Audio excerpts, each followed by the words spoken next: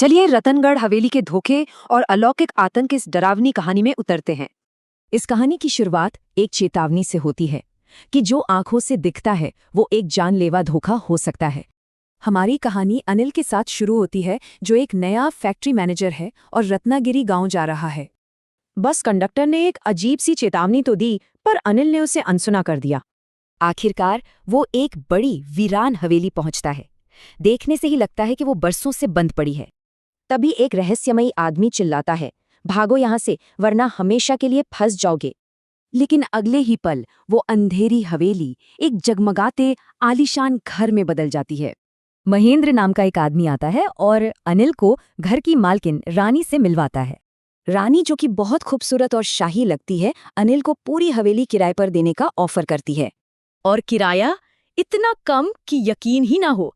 अनिल को लगा कि ये सौदा तो छोड़ ही नहीं सकते। लेकिन फिर केयरटेकर महेंद्र अनिल की प्रेग्नेंट बीवी के बारे में अजीब और डरावने सवाल पूछता है। उसी रात अजीब फुसफुसाहटें अब भयानक अलौकिक घटनाओं में बदल जाती हैं। घर लौटते वक्त बस में एक बूढ़ी औरत मिलती है, जो हवेली के बारे में एक चौंकाने वाला सच बताती है। वो बताती है कि महेंद्र उसका बेटा है, जो 10 साल पहले उसी खाली हवेली में गायब हो गया था। जाने से पहले रानी अनिल को 2 तोहफे देती है। देखने में तो मामूली, पर असल में वो उसका शैतानी जाल था। अनिल की पत्नी बबीता को बहुत बेचैनी होती है। वो अपनी बेटी की कलाई पर एक लाल धागा यानी कलावा बांध देती है। तो यहाँ दिलचस्प बात यह है कि एक तरफ एक रक्षा का प्रतीक है और दूसरी तरफ एक शैतानी चीज।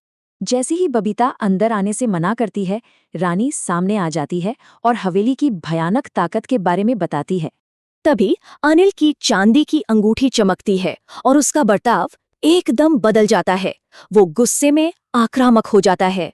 सबसे जरूरी मोड़ यहाँ आता है। कलावे का सुरक्षा कवच हवेली की बुरी ताकत को रोक देता है। हार कर अनिल अकेले ही हवेली में भाग जाता है और उसका परिवार बस अंदर से आती उसकी भयानक चीखें सुनता है। बबीता बाद में अपनी बेटी को बताती है कि जिस आदमी को उन्होंने देखा वो अब उनके पापा नहीं थे। तो कहानी हमें एक डरावने सवाल के साथ छोड़ जाती है। क्या वाकई जो रतनगढ़ अपने मर्जी से जाता है वो लौटकर नहीं आता?